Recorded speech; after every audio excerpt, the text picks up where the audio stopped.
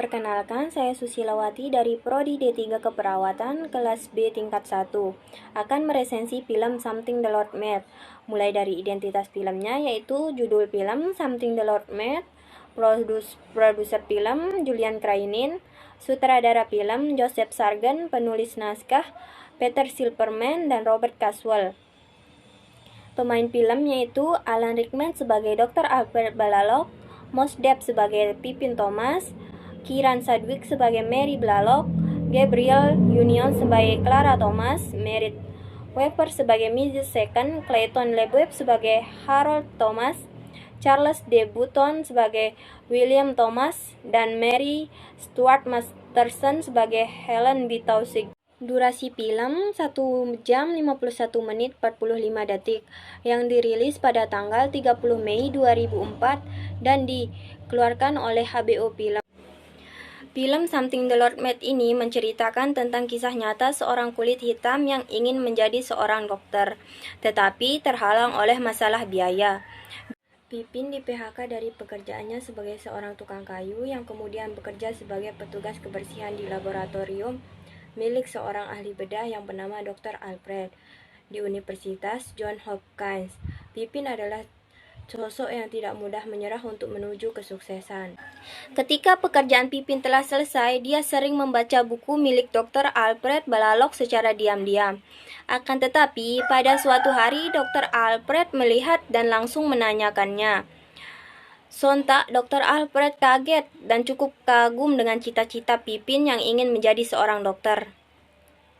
Dr. Alfred kemudian menguji Pippin dengan menyuruhnya mengangkat tabung laboratorium dengan menggunakan penjepit tabung melalui kedua tangannya. Secara mengejutkan, Pippin berhasil mengangkat tabung tersebut. Setelah melihat potensi yang dimiliki oleh Pippin, Dr. Alfred langsung memberikan jas lab kepada Pippin. Setelah kejadian itu, Dr. Alfred dan Pippin menghabiskan waktu untuk melakukan uji coba dan meneliti pengobatan untuk operasi jantung.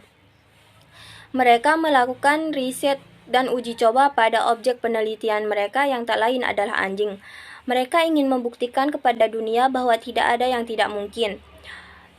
Perjalanan mereka tidak mudah. Banyak hal yang mengganggu penelitian mereka, yaitu rasisme yang dialami oleh Pippin dan sifat arogan dari Dr. Alfred. Berkat nalar dan logika Pippin yang kuat dan usaha mereka yang tak kenal lelah, mereka berhasil melakukan operasi pada objek penelitian mereka. Kemudian mereka pun mencoba untuk melakukan operasi pada bayi yang divonis hanya memiliki waktu 6 bulan karena memiliki riwayat penyakit jantung. Di saat operasi akan berlangsung, di saat Dr. Alfred telah siap untuk melakukan operasi, tiba-tiba sifat arogan dari Dr. Alfred yang membuat Pippin merasa tidak nyaman. Namun, operasi tersebut berjalan dengan lancar. Setelah kejadian itu, Dr. Alfred maju untuk memberikan speech.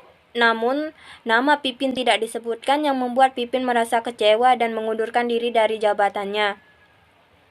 Namun karena kecintaannya pada dunia kedokteran, dia pun terpanggil untuk bekerja kembali dengan Dr. Blaylock. Sampai akhirnya jerih payahnya terbayar dengan diangkatnya sebagai kepala laboratorium. Kelebihan film Something the Lord Made ini adalah filmnya mengandung motivasi dan pesan yang disampaikan dengan alur cerita yang menarik, sehingga penonton tidak cepat bosan.